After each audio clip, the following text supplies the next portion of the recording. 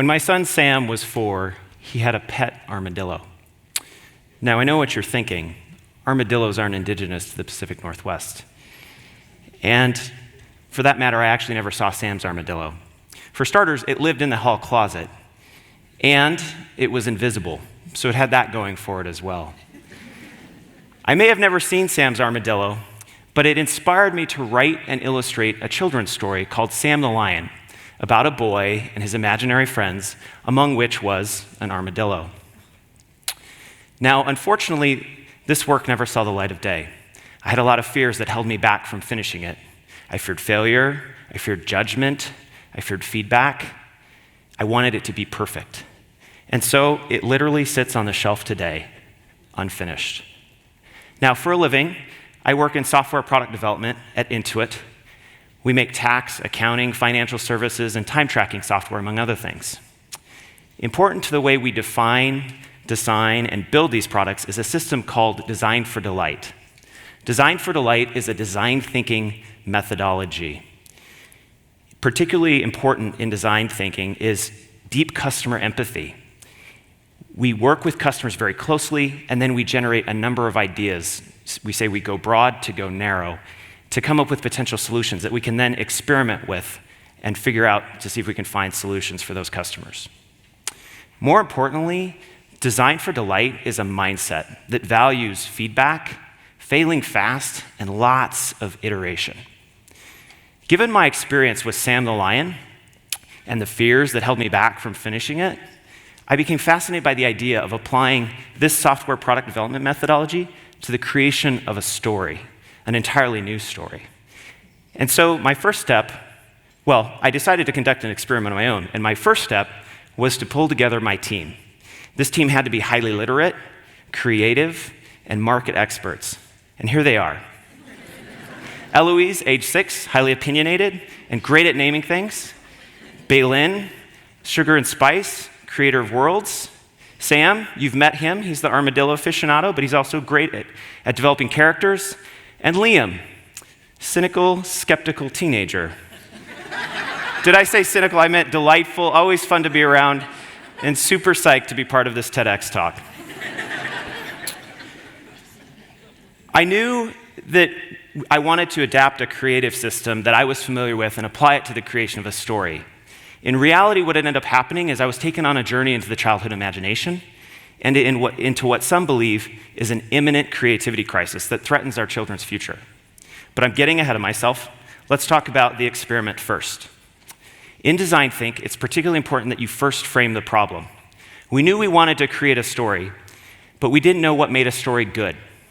So we set up interviews with our target audience, which was kids in 3rd to 5th grade, to establish empathy and understand the emotional connection that they had with their stories. From there, we were able to identify 7 attributes that would define our story. For example, the genre would be fantasy fiction. The characters would be animals. We used ideation to go a level deeper.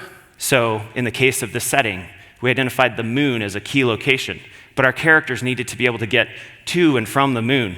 So we shared and generated a lot of ideas, and we ended up storyboarding. And here's an idea, for example, a space whale to get to and from the moon. That's convenient, right? As we shared our ideas, we continued to storyboard, and then we developed a prototype. Here's Baylin's prototype called Stuck on the Moon, which she eventually shared with her 3rd grade classroom, and she collected feedback, and she continues to iterate on it and improve it. So what did we learn in this process? Well, as I went through the process of running the experiment, I realized that one of these things was not like the other. Mainly Liam, the teenager, when it came to tasks of ideation, was oftentimes met with physical distress, mental taxation, and sometimes embarrassment. I wanted to understand why. We're all familiar with the changes of adolescence, but he hadn't always been like this in terms of his thinking. His thinking had changed. And that question takes us into the next chapter of our story. As I went about investigating this, I researched broadly. I scoured the internet.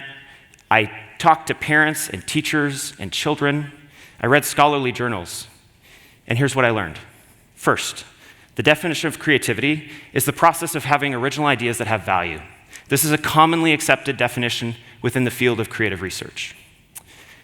One view of creativity is that it requires divergent thinking, generating a lot of unique ideas, and then convergent thinking, combining those ideas to come up with a potential solution. I also learned that there's a line of thinking that the schools are killing our kids' creativity. This is no more evident than in the most viewed talk in the history of TED, given by Sir Kenneth Robinson in 2006. This line of thinking extends to a number of researchers like George Land, who believe that the schools are affecting our kids' ability to think broadly and think divergently. In 2011, a researcher named Kim Yi-hung from the College of William and Mary published a paper called The Creativity Crisis. This paper sounded alarm with respect to the falling creativity scores of our children in the United States. Kim analyzed the scores from something called the Torrance Test of Creative Thinking. Now, the Torrance Test is a 90-minute series of tasks that measure different levels of creativity, like divergent thinking. The test was invented in the 1960s by Dr. Ellis Paul Torrance. It's been given widely and taken internationally. Millions of people have taken it. It's the most widely given creativity test in the world. One task, for example, to measure divergent thinking would be to ask someone to come up with as many different uses as they can for a mundane object like a brick or a paper clip or a tin can. Most people come up with like 10 to 15. People who are really good at this can come up with 100 to 200. Kim analyzed the scores from nearly 300,000 students, adults, kids in the United States, dating all the way back to the 1960s. So she was able to look at the linear trend from the 1960s to the present. One thing sticks out that's remarkable as a constant from the 1960s to the present. When kids hit 6th grade, their scores for divergent thinking drop off dramatically. The fact that it's a cliff suggests a dramatic change. So if it is indeed the schools that are killing our kids' creativity, is there something radically different happening in 6th grade classrooms than any other previous grades? Or could it be something else?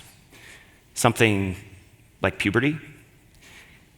As I conducted the experiment, there's a key distinction in terms of the way the 3 younger kids engaged versus Liam, and that was play. The younger kids play pretend, they play with dolls, and this seemed to me like an important gateway into the imagination. Liam used to play with dolls. He used action figures. I'll give him the benefit of the doubt. But he stopped, and I wanted to know why. So being the dad that I am, I asked him.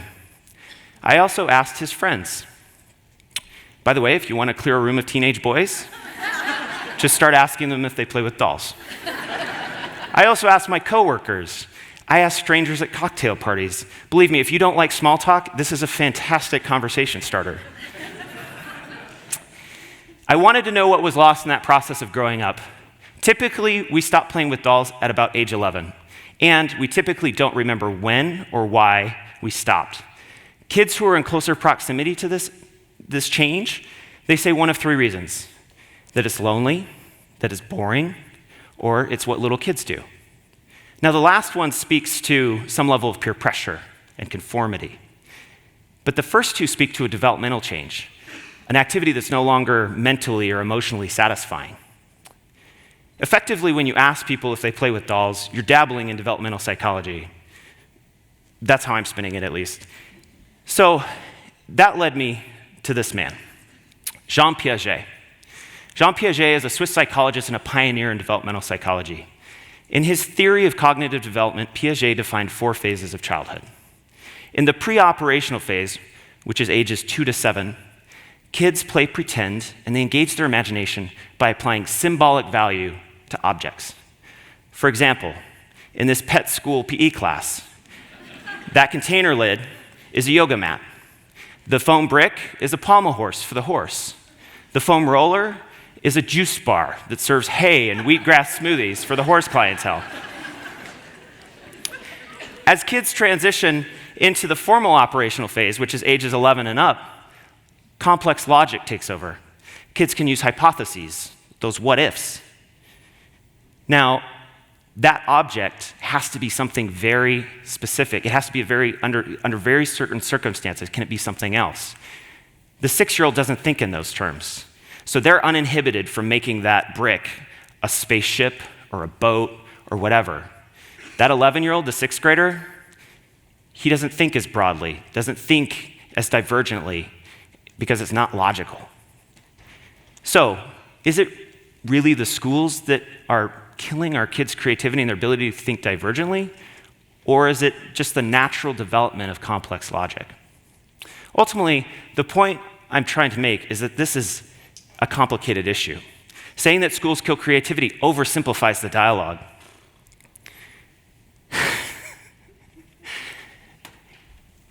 It also perpetuates a sentiment that the schools are robbing our kids of their innate creative genius. This plays out in the thousands of comments on Sir Kenneth Robinson's TED Talk. People bemoaning their unrealized potential, their lost creativity because a teacher or the school squashed it and crushed it. This is a victim's mindset. Creativity doesn't succumb to victimization. Listen, our education system needs to be improved.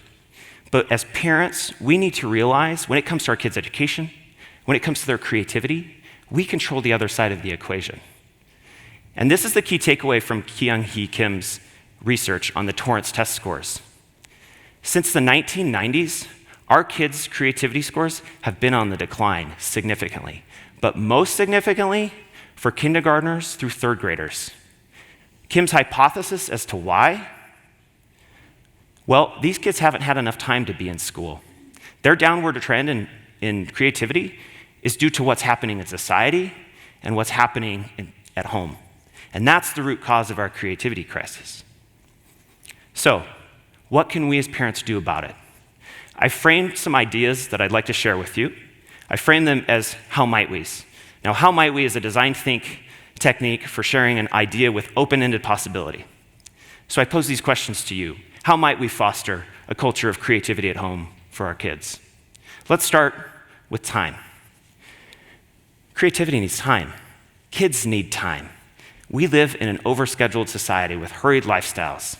It's hard to pursue a creative project, let alone a creative impulse, when you have track practice and lacrosse practice back-to-back, overlapping seasons. You then go to your viola lesson, and then you have homework for your AP classes. So how might we provide our kids more time to be creative? Boredom. When I ask kids if they play with dolls, I also ask them when they use their imaginations at school. 3 themes emerged. They use their imaginations when they play at recess, they use their imaginations in art and music class, and they use it when they're bored in other classes. This is what boredom looks like. It's painful. It's painful for the kids, but it's really painful for the parents. And so what do? We hand our kids a device. We don't give them the opportunity to self-soothe. We don't give them a chance to use their imagination. We've become an entertainment-first culture. If you think even about something as simple as a car ride, we have entertainment systems built into our vehicles now, and kids no longer stare out the window and use their imagination. So how might we provide our kids the opportunity to be bored? Boredom's not enough, though. Kids need what I like to call boredom with proximity. They need the materials, the space, or the tools in order to take that creative next step. Now, this isn't the most seemly from an interior decoration perspective, but sometimes it's just as simple as a pen and a paper. So how might we provide our kids the proximity to the materials and the tools that they need for that creative next step? Psychological safety. A couple years ago, Google conducted a research study called Project Aristotle. They asked the question, what makes teams great? The most important attribute that they came up with was psychological safety. This is the safe space to propose the crazy idea, to ask a judgment-free question, or just to be vulnerable. Oftentimes as parents, we violate this and we don't even realize it. Recently, Sam made scrambled eggs. I applauded him for taking the initiative to cook his own meal, finally. And then he added honey to the scramble. That's disgusting. I saw the look of disappointment on his face. I had gotten caught up in what I call the conformity of the eggs. I let my idea of what scrambled eggs should be interfere with his risk, his creativity. So how might we provide our kids an environment of psychological safety at home to be creative? Creativity needs an environment to thrive, and parents need what I like to call mindfulness of the invisible armadillo. Kids are oftentimes most annoying when they're pursuing a creative impulse. They're loud, they make messes, they can't sit still, they ambush the dog. The artists of this work like to call it post-it notes of shame, a commentary on canine creativity. When I ran the experiment, Liam was in proximity to materials that led him to make paper airplanes. I was annoyed. I'm his dad, I'm teaching him valuable stuff, man. He should listen to me, right? Well, in reality, he was teaching me about his creativity through his rebellion. As much as I love writing stories, as much as I love creating stories, Liam's design for delight was flight. He didn't finish the experiment in the way I intended it to be finished. He went and created his own experiment. And for that, I'm grateful. So I'd like to leave you with a metaphor. It's a bit strange, but memorable. And it takes us back to the beginning of the story where we started, with Sam's armadillo. While we may grow up, and we may not get to choose our teachers or our schools, in the very hallways of our home, right there in the hall closet, is an invisible armadillo. It's the idea or the creative impulse that's unrecognized. And maybe that idea or creative impulse is cute, but have you seen an armadillo lately? They're kind of weird. Or maybe that idea or creative impulse is so common, it's invisible. Or maybe it's messy and annoying, so we shut the door on it. So my question to you is, how will you take care of it? Will you feed it? Will you play? Our children want to know. Thank you.